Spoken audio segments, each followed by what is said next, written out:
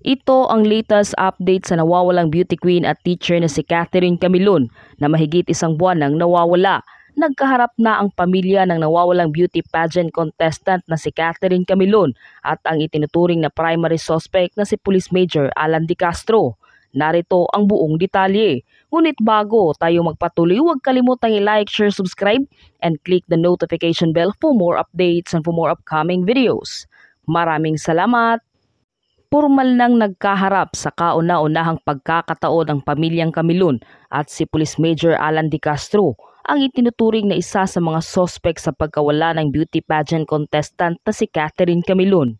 Kahapon pasado alas 9 ng umaga nang magsimula ang pre-hearing conference sa pagitan ng dalawang panig sa Regional Internal Affairs Service 4A City, Laguna. Isinagawa ang conference upang makapag-usap ang dalawang partido ukol sa isang pangkasong administratibo laban kay De Castro ayon sa Criminal Investigation and Detection Group o CIDG ng PNP Calabarzon. Mas mabigat ang naturang kaso laban sa Police Major.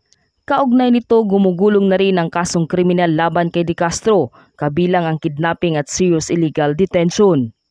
Samantala, patuloy na umaasa ang CIDG-4A na mahahanap na rin nila ang driver bodyguard ni De Castro na si Jeffrey Magpantay na siyang itinuturo ng mga saksi na nagmamando sa paglilipat sa umano'y ni Catherine patungo sa isa pang sasakyan. Sa Facebook post ng kapatid ni Catherine Camilon na si Chinchin Camilon, patuloy ang kaniyang pananawagan na naway mahanap o makita na ang kanyang pinakamamahal na kapatid na si Catherine.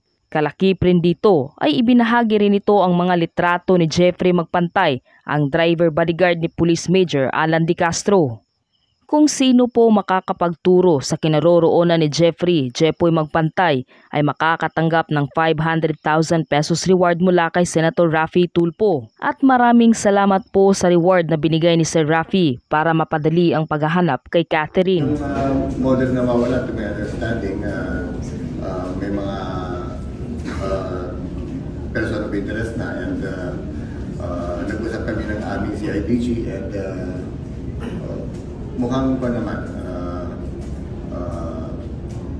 hopefully all those persons who are involved will be put to justice. Pero sir, buhay mo kaya? Pwedeng hindi ko nasasagutin yan sa para hindi naman masakit sa pamilya or sa relatives.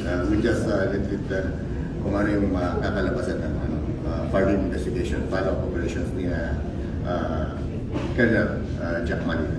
Sir, ano masasabi niyo dun sa sinabi ni Senator Raffy Tulfo kanina na